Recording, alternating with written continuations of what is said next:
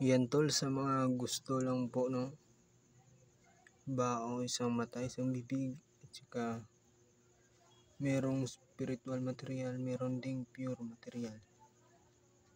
Ito po ay pansarili ko. Yun. Maganda po yung pagkagawa niyan. Ito pala yung pansarili ko. Yan. Set na po yan.